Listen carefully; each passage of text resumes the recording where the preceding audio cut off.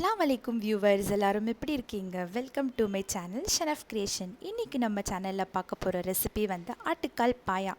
பாயானால யாருக்கு பிடிக்காது? வாங்க அது எப்படி செய்யலான்னு பார்க்கலாம். ஒரு குக்கரில் 3 டேபிள் ஸ்பூன் ஆயில் ஊற்றிக்கோங்க. அப்புறம் 2 பட்டை, 2 லவங்கம், 2 ஏலக்காய் ஆட் பண்ணி, நான் 2 பெரிய சைஸ் ஆனியனை வந்து குட்டி குட்டியாக சாப் பண்ணி ஆட் பண்ணியிருக்கேன். 2 க்ரீன் சில்லிஸ், 1/2 ஸ்பூன் சால்ட். பாயாக்கு அவ்வளோவா சால்ட் வந்து எடுத்துக்காது, ஸோ பார்த்து ஆட் பண்ணுங்கள். அப்புறம் 1 spoon full of ginger garlic paste add பண்ணியிருக்கேன். அப்புறம் ஸ்பைசஸ் ஆட் பண்ணிடலாம். 1 spoon full of chilli powder வந்து உங்கள் காரத்துக்கு ஏற்ற மாதிரி நீங்கள் ஆட் பண்ணுங்கள்.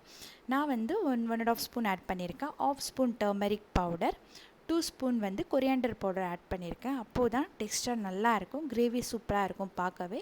இப்போ இது ஒரு நல்ல 10 மினிட்ஸ் கொஞ்சம் வாட்டர் ஆட் பண்ணி பாயில் பண்ண விடுங்க. அப்புறம் எண்ணெய் பிரிஞ்சு வரட்டும். இப்போது நான் வந்து ஒரு பெரிய சைஸ் தக்காளியை வந்து பொடி பொடியாக கட் பண்ணி அதில் ஆட் பண்ணுறேன். நல்லா மிக்ஸ் பண்ணுங்கள்.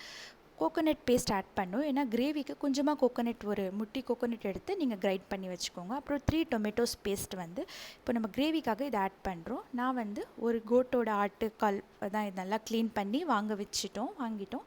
அதில் குட்டி குட்டியாக ஹேர் இருக்கும், அதுவும் ஃபுல்லாக க்ளீன் பண்ணி நம்ம கிரேவியில் வந்து ஆட் பண்ண போகிறோம். எப்படியோ பாயா வேகிறதுக்கு வந்து ரொம்ப டைம் எடுக்கும், ஏன்னா அது வந்து குர்பானி ஆடுனாலே கொஞ்சம் நல்லா டைம் எடுக்கும்னு சொல்லுவாங்க.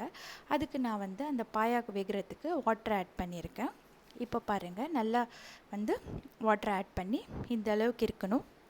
எனக்கு எப்படியோ ஒரு 20 விசில்ஸாவது வந்தது ஆட் பண்ணேன். இப்போ நான் ஓப்பன் பண்ணி பார்த்தா இந்த அளவுக்கு எண்ணெய் பிரிஞ்சு நம்ம பாயா வந்து ஆல்மோஸ்ட் ரெடி ஆகிடுச்சு. இப்போ பார்க்கலாம் எந்த அளவுக்கு வெந்திருக்குன்னு சொல்லிட்டு. பாருங்கள், ஆல்மோஸ்ட் வெந்துருச்சு. பாருங்கள், ஜூஸியான டேஸ்டியான பாயா ரெடி ஆகிடுச்சு. ஃபைனல் ஃபைனல் டேஸ்ட்டுக்காக நான் கொஞ்சம் பெப்பர் ஆட் பண்ணி நான் ஸ்டவ் ஆஃப் பண்ணிடுறேன். நாங்கள் இன்றைக்கி சப்பாத்தி தான் செஞ்சுருக்கோம். சப்பாத்தி கூட தான் பாயா வந்து அல்டிமேட்டாக இருக்கும். நீங்களும் ட்ரை பண்ணி பாருங்கள். இடியாப்பத்துக்கு கூட டேஸ்ட்டு நல்லாயிருக்கும். எங்கள் ஸ்டைல் பாயா நான் சொல்லி தந்துட்டேன். உங்கள் ஸ்டைலில் நீங்கள் எப்படி பாயா செய்வீங்கன்னு சொல்லிட்டு கீழே கமெண்ட்ஸில் மறக்காமல் சொல்லுங்கள் ஃப்ரெண்ட்ஸ். உங்களுக்கு இந்த வீடியோ பிடிச்சிருந்தா லைக் பண்ணுங்கள், ஷேர் பண்ணுங்கள், கமெண்ட்ஸ் பண்ணுங்கள், மறக்காமல் சப்ஸ்கிரைப் பண்ணிவிடுங்க. இன்ஷா அல்லாஹ் நெக்ஸ்ட் வீடியோவில் பார்க்கலாம்.